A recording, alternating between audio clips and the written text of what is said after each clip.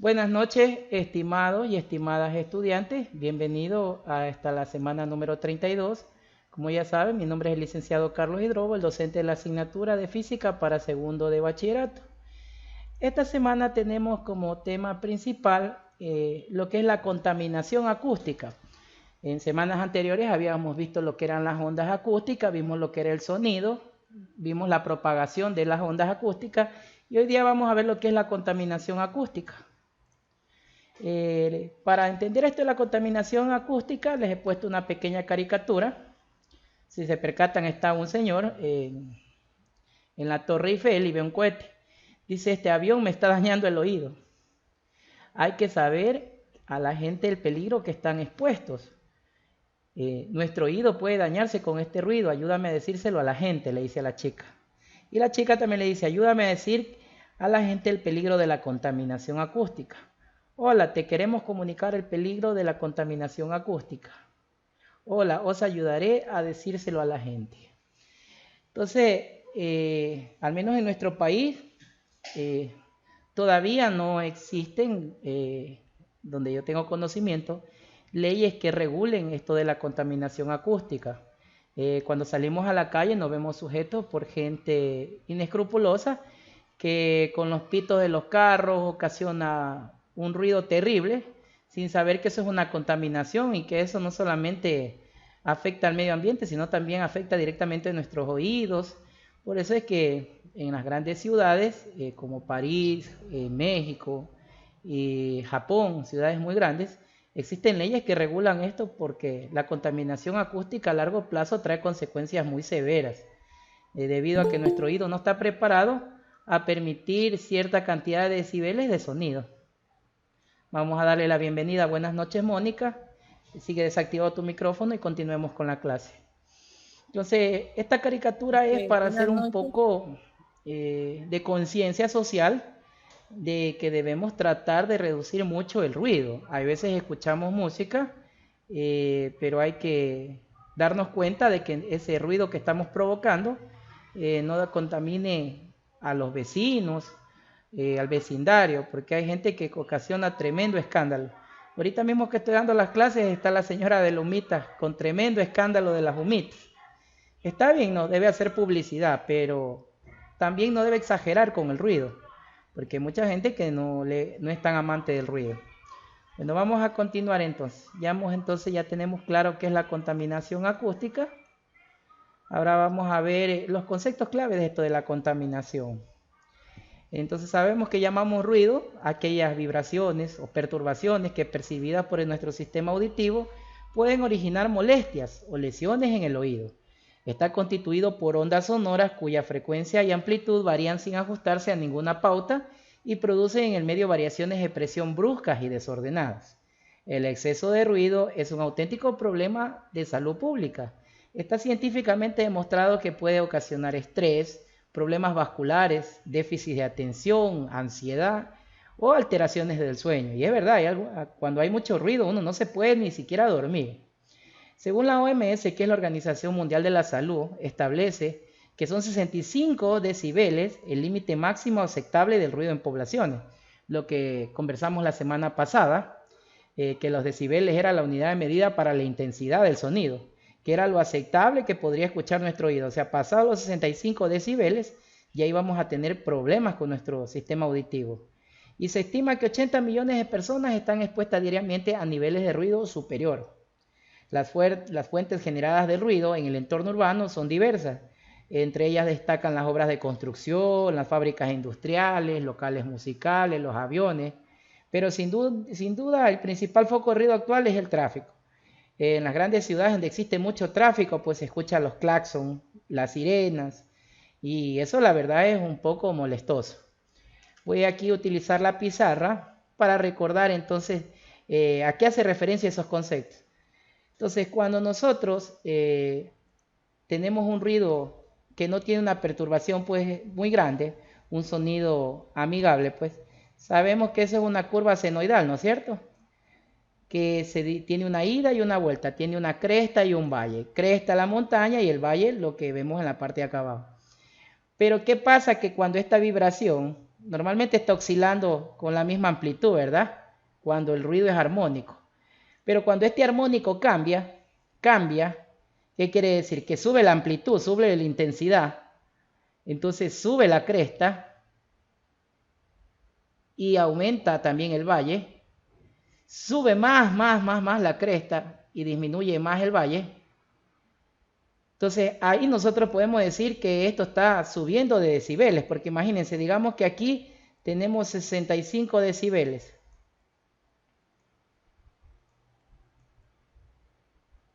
Aquí ya estoy superando y este ruido ya es una contaminación acústica, sí, eso hay que entender. Entonces estos armónicos de aquí están cambiando, por los que les gusta la música, pues conocen eso al momento que trabajan con los mezcladores. Los mezcladores por lo general tratan de graficar esta onda senoidal y grafican varias ondas senoidales con lo que son los armónicos. Y ahí uno comienza a ver las diferentes notas, las diferentes variaciones acústicas. Pero en este caso los decibeles son menores a 65 decibeles con los que se puede trabajar divinamente con lo que es la música. Incluso para los que son amantes de la música saben que es mejor el sonido producido por el vinilo antes que por el CD o por la famosa MP3 o el MP4 que guardamos en nuestros computadores, porque es un sonido que es digital, no es análogo, y siempre lo análogo grafica mejor estas curvas senoidales y se grafica mejor lo que es la amplitud y las variaciones de estos armónicos. Bueno, con este gráfico espero que hayan entendido entonces cómo el ruido, que es una onda mecánica, una onda sonora que se propaga a través del espacio aunque no la podemos ver, hasta que llega al reposo y deja de tener oscilaciones porque va vibrando. Sabíamos que cada vibración es una oscilación, una ida, una vuelta, una ida, una vuelta, una ida, una vuelta, hasta que la amplitud va disminuyendo. Tenemos entendido que esta altura de esta cresta o de este valle es una amplitud. En algún momento va a disminuir y va a tender a cero y va a desaparecer la onda, va a tender al reposo. Dentro de esto tenemos lo que son fenómenos causados por el movimiento de la fuente y del receptor. Normalmente sabemos ver dos tipos de fenómenos causados por el movimiento de la fuente y el receptor. Un fenómeno es cuando el receptor está fijo y el sonido el emisor está en movimiento, el sonido. Y la otra es el caso contrario. Pero lastimosamente por temas del tiempo solamente vamos a ver cuando la fuente sonora está en movimiento, o sea el emisor, y el receptor se encuentra fijo. Vamos a experimentar ese fenómeno físico y vamos a comprender algo llamado el efecto Doppler. Ya vamos a ver qué es eso del efecto Doppler, ¿sí? Entonces, el sonido del claxon de un automóvil o el silbido de una locomotora de tren es más agudo al acercarse hacia nosotros. ¿Qué quiere decir que es más agudo? Tiene mayor intensidad, mayor amplitud de onda. Y bajo de tono conforme se aleja. O sea, ¿qué quiere decir? Conforme se va alejando la fuente emisora, nuestro oído va a ver esa onda como que va disminuyendo su amplitud, porque en el espacio se va perdiendo esa onda, se va perdiendo ese efecto. Entonces, este fenómeno es común en todas las ondas armónicas, en todas las ondas acústicas, aunque más conocido en las ondas sonoras. Esto es lo que se le llama efecto Doppler, en honor a un físico austriaco, Charles J. Doppler, nacido en 1803 y 1853, quien lo interpretó en el año de 1842. O sea, este científico, este físico austriaco, en 1842 comprendió esto del famoso efecto Doppler. Ahora ustedes me dirán, ¿y en qué consiste el efecto Doppler? Esto consiste en el cambio que experimenta la frecuencia con que percibimos un movimiento ondulatorio respecto de la frecuencia con la que ha sido originado, a causa del movimiento relativo entre la fuente y el receptor. ¿Qué quiere decir? Que conforme se va moviendo, ya sea la fuente, el emisor o el receptor, esta onda que nosotros percibimos varía o experimenta un cambio en la frecuencia. Un cambio en la frecuencia. ¿Qué quiere decir? Que va aumentando o disminuyendo la frecuencia, entendiendo que la frecuencia se mide en hercios y que la longitud de onda se mide en metros. Ahora, ¿qué era la frecuencia? La frecuencia no era otra cosa que el periodo que se demora en ir y venir esta onda mecánica a través de nuestro espacio, ¿sí? Entonces, eso es lo que se conoce como el efecto Doppler. Aquí les he puesto un ejemplo donde se ve un ciclista, ¿no es cierto?, que se observa acercándose. Ahí vemos que él va con una velocidad resultante. Ustedes saben que esta velocidad resultante siempre va a ser igual a la velocidad inicial más la velocidad resultante va a ser igual a la velocidad prima, hasta que esta velocidad final tienda a cero. Entonces, conforme se va moviendo, si ven aquí una circunferencia que es representando la onda sonora que se va expandiendo en el espacio, la longitud de onda va aumentando o va disminuyendo. Cuando el observador se va acercando, se dice que va sumando la velocidad resultante. Pero en cambio, cuando el observador va alejándose, se aleja de la fuente sonora, en cambio ahí va restando esta velocidad resultante. Entonces prácticamente el efecto Doppler es darse cuenta que cuando el observador, o sea, quien va a escuchar el sonido, se acerca, la velocidad resultante va sumando, y en caso contrario la velocidad resultante va restando. Y cuando hablamos de esta velocidad resultante se refiere no a la velocidad que lleve el ciclista, sino a la velocidad que lleva la onda, porque la onda viaja con una velocidad que supera prácticamente la velocidad de un objeto normal, ¿no? Pues la velocidad del sonido saben que está en 340 metros sobre segundo, que eso lo habíamos visto en clases anteriores. Entonces, cuando tenemos una fuente sonora en movimiento y un receptor fijo, vamos a suponer que tenemos una fuente emisora puntual F. Como podemos darnos cuenta, dejen poner la pizarra. Tenemos la onda fija. Aquí digamos que tenemos un parlante emitiendo un sonido en el centro. Esto emite con una frecuencia F, ¿no es cierto?, que se mueve respecto al medio de propagación mientras los receptores R1 y R2 están en reposo. O sea, tenemos dos receptores, dos personas, todavía no están en movimiento. Vamos a considerar además que esta F se mueve hacia R1 con una velocidad constante, con una velocidad final, menor que la velocidad del sonido. O sea, esa velocidad del receptor es menor a la velocidad del sonido. Y siempre por lógica el receptor va a tener menor velocidad del sonido, a menos que viajemos en un cohete supersónico que viaje a Mach 2, a Mach 3, que son 3 veces la velocidad del sonido, para que en ese caso ya no se dé este fenómeno físico como lo tenemos planteado. Entonces, que el origen del sistema de referencia es la posición inicial de F. A medida que se producen los frentes de onda correspondientes a un mismo estado de vibración, se juntan hacia R1 mientras se separan en su camino R2. ¿Qué quiere decir? Lo que ya había dicho en un inicio, que mientras el receptor, el observador, o sea, el receptor, el que escucha el sonido, se va acercando, va sumando, y mientras se va alejando, va restando, con lo que la amplitud de onda va aumentando o disminuyendo, y a su vez la frecuencia va aumentando o disminuyendo, ¿sí? Entonces se puede decir que el número de frentes de onda, de esa onda n, la cantidad de oscilaciones producidas por la fuente sonora de frecuencia F en un tiempo donde la derivada del tiempo es n, va a ser siempre igual a la fuerza por la derivada del tiempo, o sea, la fuerza con la que se va a desplazar esa onda. Y la distancia recorrida por la onda en el tiempo siempre va a ser igual a la velocidad por la derivada del tiempo. Y la distancia recorrida por la fuente va a ser igual a la velocidad final por la derivada del tiempo. Esto no es difícil de comprender. Al inicio uno cuando lo ve así de esa manera uno se asusta, pero es lógico, ¿no? Vamos a irnos a la fórmula del movimiento rectilíneo uniforme. ¿Qué decía el movimiento rectilíneo uniforme? Decía, la distancia es igual a la velocidad por el tiempo. Pasaron los años y los físicos ya le vieron un concepto de que la distancia en realidad es el espacio. Y decían que el espacio es igual a la velocidad por el tiempo. Así decían, ¿no es cierto? Luego vino física moderna y en este caso ya se dijo que el espacio X va a ser igual a la velocidad por la derivada del tiempo. ¿Por qué hablan por la derivada del tiempo? Porque esta derivada del tiempo puede ser siempre igual a un tiempo inicial menos un tiempo final.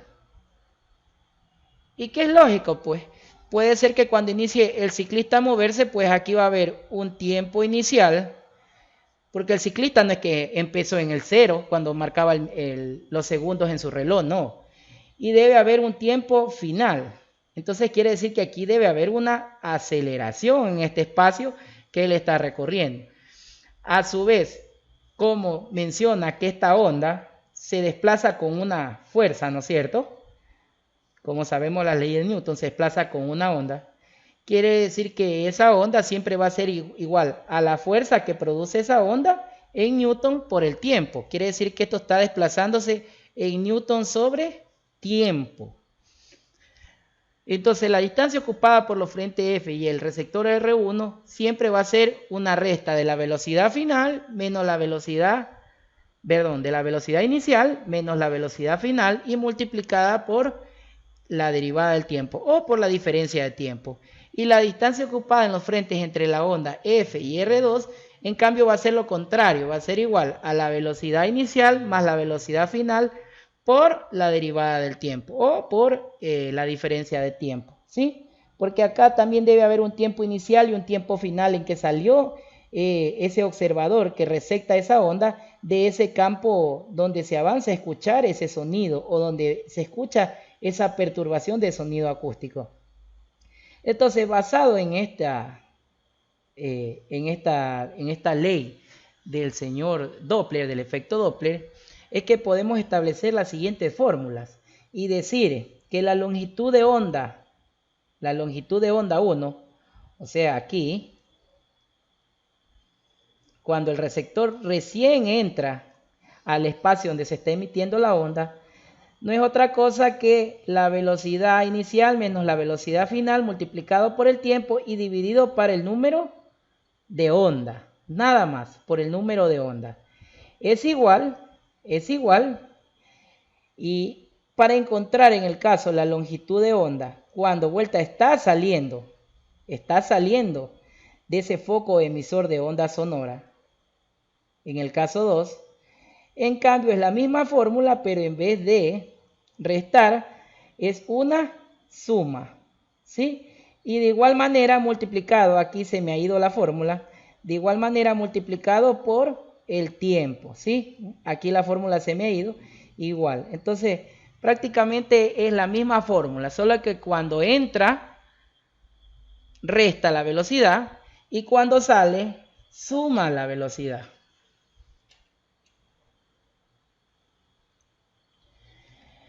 Aquí por último ya tenemos la deducción de la fuente sonora en movimiento y receptor fijo. Entonces, por lo tanto, las frecuencias que van a percibirse por cada receptor en F1 y en F2, o sea, aquí y aquí, siempre van a ser igual a la velocidad sobre la amplitud de la onda 1.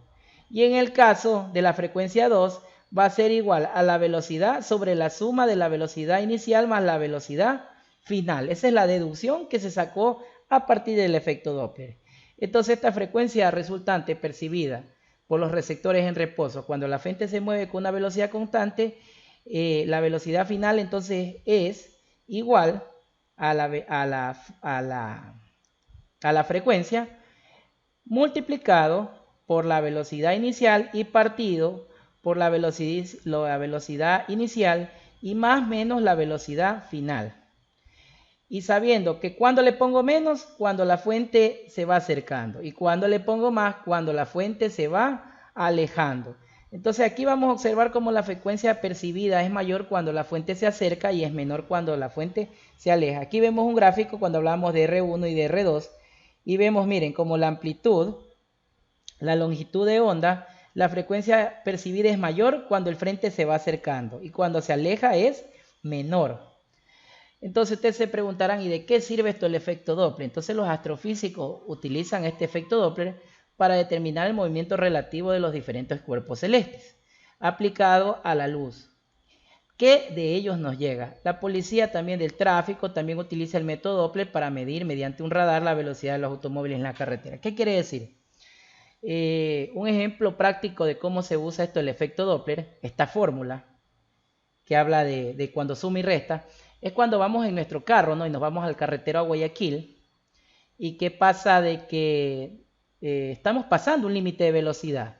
Ustedes saben que en las carreteras principales no podemos superar los 120 kilómetros por hora, porque esa es la normativa del Código Orgánico Integral Penal, ¿sí? Para una carga. Entonces, cuando superamos los 120 kilómetros por hora, el radar mide nuestra velocidad. Y ustedes dirán, ¿cómo ese radar mide nuestra velocidad?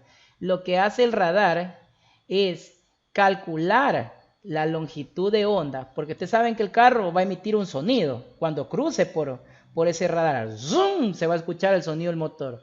Entonces lo que hace es un cálculo de cuando este vehículo emite un sonido de esta onda acústica y hace un cálculo para encontrar la velocidad con la que se va moviendo este vehículo. Y por eso es que nos multan y hasta nos meten presos, porque el radar lo que está haciendo es, mediante el efecto Doppler, mediante esta fórmula que vemos acá, de la velocidad de la frecuencia, calcular la longitud de onda. Y ustedes saben que la longitud de onda se mide en metros. Entonces, al saber la distancia y el tiempo que se demoró en cruzar, yo puedo saber la velocidad con la que va ese móvil. Y por eso es que los radares nos toman una foto, pues, y nos calculan la velocidad. Vamos ahora a resolver un problema en clase, pequeñito, para que ustedes lo retroalimenten en clase. Y el ejemplo aquí lo tengo resuelto. Aplicar las fórmulas del efecto Doppler para poder encontrar. Vamos a leer el pequeño enunciado. No nos asustemos, es algo sencillo, no es nada del otro mundo. Dice que tenemos un tren que se mueve a una velocidad de 50 metros sobre segundo. No nos asustemos si encontramos metro por segundo a la menos 1. Es lo mismo. 50 metros por segundo es lo mismo que decir 50 metros multiplicado por segundo a la menos 1. ¿Por qué? Porque ustedes saben que este segundo está a la primera, al exponente 1. Y cuando sube del denominador al numerador, se le pone un signo menos. O sea, esto en realidad es una velocidad. Y dice que la frecuencia de su silbato, del silbato del tren, pues ustedes saben que el tren va por los rieles y comienza pitando, ¿no es cierto? Va silbando. Va con una frecuencia de 60 hercios. Entonces me dice que va con una frecuencia de 60 hercios. Ustedes saben que esto es la frecuencia con la que va moviéndose o desplazándose ese sonido en ese espacio. Entonces dice que queremos calcular la longitud de onda con la que percibe el observador inmóvil situado en dos situaciones diferentes. Cuando está delante del tren y cuando está detrás del tren. Ustedes saben que todo sonido, su velocidad es 340 metros por segundo, ¿sí? Porque esa es la velocidad del sonido. Entonces ahí vamos a aplicar, simplemente aplicamos la fórmula que calculamos del efecto Doppler o la ley de Doppler, que decía que cuando se acerca se restan las velocidades y cuando se aleja se suman las velocidades. Entonces vamos a reemplazar la velocidad inicial, pues ya sabemos que es la velocidad del sonido, los 340 metros sobre segundo, que es la velocidad con la que viaja el sonido inicial, ¿verdad?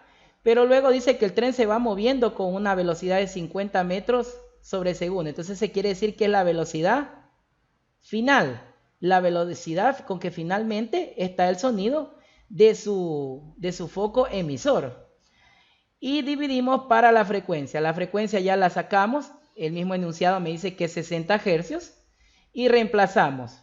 Luego, 340 menos 50 me da 290, ¿sí? 290 dividido para 60. Ahora, ¿por qué se simplifica el hercio con el metro sobre segundo a la menos 1? Porque sabemos que un hercio siempre es equivalente a un ciclo sobre segundo a la 1, ¿no es cierto? Entonces, si subimos el segundo, significa que es como que tuviéramos segundo a la menos 1. Entonces, por eso aquí se simplifica. Segundo a la menos 1 de abajo con segundo a la menos 1 de arriba se simplifica. Luego, un 0 con un 0 se van, que me quedan los metros. Ahora vamos a dividir 29 dividido para 6. ¿No es cierto? Entonces, 6 dividido para 2 no me alcanza. Cojo las dos cifras. 29 dividido para 6. Necesito buscar un número que me dé. Entonces voy a coger ¿a cuánto? A 6 por 4. 24. 24 menos 29 me sobra 5. 5 para 6 no me alcanza. Pongo una coma. Aumento un 0. 50 dividido para 6 a 8. 6 por 8, 48. De 50 me sobran 2. Y con eso obtenido que mi longitud de onda, ¿sí? Cuando el sonido, cuando el receptor está situado delante del tren, es de 4.8 metros. ¿Qué quiere decir? Que a 4.8 metros se encuentra prácticamente el tren de la persona. Miren, como simplemente solamente con saber la velocidad del tren y la frecuencia podemos saber a qué distancia está el tren. De esa manera es que nuestro radar calcula cuando superamos la velocidad del límite establecido por el Código Orgánico Integral Penal, que es en las carreteras abiertas de máximo 120 kilómetros por hora. Y vuelta en el caso B, cuando ya el tren en cambio se va alejando del observador. En este caso ya no se convierte en una resta sino en una suma. Hacemos el procedimiento ahora de sumar. De la misma forma, la velocidad inicial vamos a poner la velocidad del sonido, que son 340 metros sobre segundo, sumado a los 50 con la que va el tren. Entonces me quedaría 390 dividido para 60. De la misma forma simplifico segundo a la menos 1 con los hercios, que es equivalente al segundo a la menos 1. Un 0 con un 0 se van y divido 39 para 6, que me da como resultado 6.5 metros. ¿Qué quiere decir? Que cuando pasa el caso B, que el receptor del sonido se ubica detrás del tren, la longitud de onda ha aumentado. Si se percatan, mire, es mayor. La longitud de onda en el caso 1 es menor a la longitud de onda en el caso 2, ¿sí? Y eso es lo que pasa, ¿sí? Con eso hemos comprobado el efecto Doppler, su aplicabilidad en la vida cotidiana con un pequeño ejercicio que no es otra cosa que sumas y restas y una división. Adicional de eso, les he puesto un laboratorio virtual en casa. Este laboratorio virtual en casa, ustedes le van a dar clic aquí en esta dirección que ven aquí, le dan un clic y se les va a abrir en su computadora, en el navegador, un simulador. ¿Para qué va a servir este simulador? Este simulador es como estar en el laboratorio presencial de física y tener los instrumentos de medida, ¿no? Esto te va a simular una fuente sonora, ¿sí? Y vamos a tener ahí aparatos para medir la frecuencia y la amplitud de onda y vamos a emitir un sonido, le vamos a dar clic en play y vamos a ver cómo esa frecuencia va aumentando, disminuyendo la amplitud y conforme se va alejando o acercando el receptor de ese sonido. Y ahí vamos a comprobar lo que es el efecto Doppler. Yo les recomiendo de que utilicen este simulador, es muy bueno, ayuda a comprobar esto del efecto Doppler. De mi parte les agradezco mucho por la sesión de hoy día. Voy a dejar de compartir pantalla para hacer unas pequeñas preguntas, esperando de que todo haya sido comprendido a fondo. Bueno, estimados estudiantes, ¿tienen alguna pregunta de lo que vimos hoy día de la contaminación acústica y del efecto Doppler? Wellington, Giancarlos, la compañera que se agregó hoy día, Mónica, ¿tenemos alguna interrogante? De mi parte no, profe. Lo que sí, muy interesante. No sabía del efecto Doppler para qué, pero muy interesante la clase. Sí, como te digo, al comienzo uno se asusta cuando ve todito estos conceptos y esta fórmula, pero si te percatas, es una resta y una suma. Una resta y una suma entre la velocidad inicial y la velocidad final, dividido para la frecuencia con la que se emite esta onda acústica. Y gracias a esto es que podemos escuchar los radares. Incluso gracias a esto, se han de haber visto las películas de la Segunda Guerra Mundial, cuando los submarinos son escuchados por el famoso sonar. ¿Qué es lo que hace este sonar para encontrar la distancia del submarino? Lo que hace es un cálculo del efecto Doppler para encontrar la velocidad y comienzan a graficar distancia. Y por eso es que lanzaban misiles debajo del mar y comenzaba la Segunda Guerra Mundial. Gracias a esto que se encontró, gracias a este físico Doppler. Giancarlo, Mónica, ¿alguna pregunta? Yo me estaba equivocando con las fórmulas. Sí, como les digo, las fórmulas no se las aprendan de memoria, verán. Antes nos obligaban a aprendernos de memoria. Ahora el mejor consejo es cojan una cartilla, escríbanla con pluma, tengan todas las fórmulas y emplastíquenlas. Y pongan el título, pongan la ley del efecto Doppler. Entonces lo que ustedes van a aprender aquí en física es a comprender, experimentar el fenómeno físico y saber cuándo aplicar tal fórmula. Entonces cuando en un problema les hablen de sonido, les pongan frecuencia, ustedes ya saben que tienen que aplicar la fórmula del efecto Doppler. Nada más. Mónica, ¿quieres mencionar algo? Te escuchamos. No, está bien, sí entiendo. Poco, pero sí entiendo. ¿Seguro? A ver, vamos a ver. Yo Sí, voy a hacer seguro. una pequeña pregunta para ver si se recuerdan. Vamos a hacer una pequeña pregunta.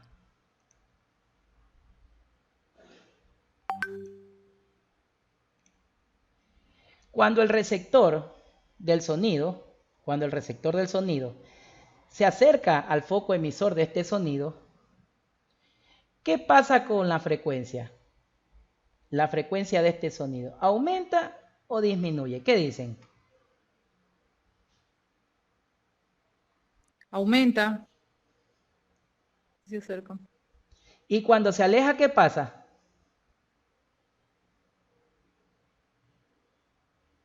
Pienso que disminuye porque se aleja, me imagino. Es lo contrario. Cuando el receptor del sonido, la persona que está escuchando, se acerca, lo que pasa con la frecuencia es que disminuye. Y cuando se aleja, la frecuencia aumenta. Sí, es lo contrario. Incluso en semanas anteriores habíamos descubierto que, aunque ustedes no lo quieran creer, el sonido se desplaza más rápido en el agua que en el aire. ¿A quién cree que se debe eso?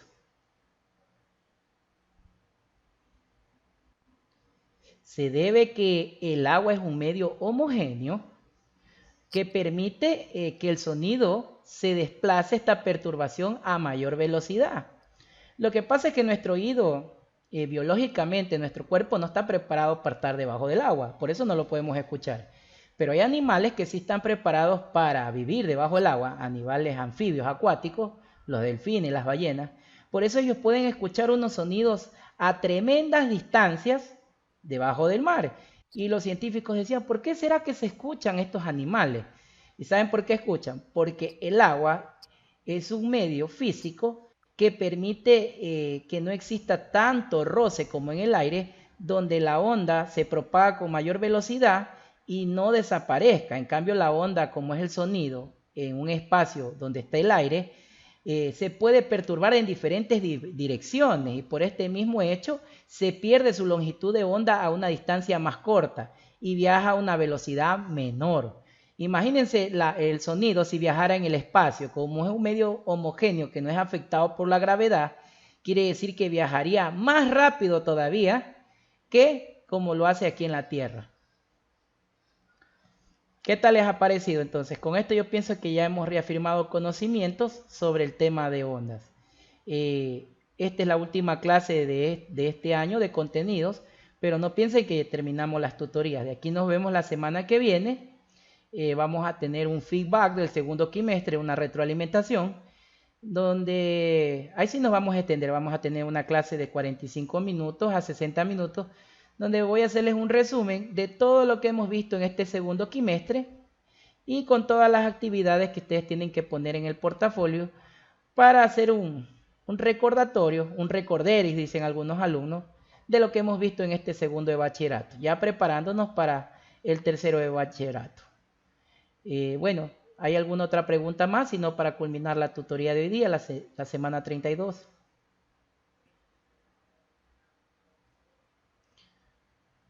Bueno, parece que no hay ninguna otra pregunta. Les ruego por favor que activen una vez más las cámaras para hacer la captura.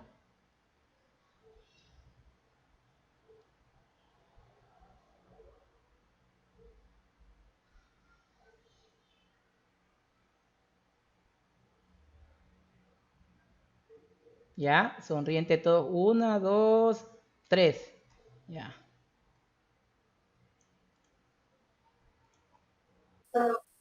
Listo, de mi parte, muchas gracias, les agradezco mucho por la asistencia, espero que se recuperen. De mi parte, no se olviden de las medidas de prevención, la mascarilla, el gel y el alcohol.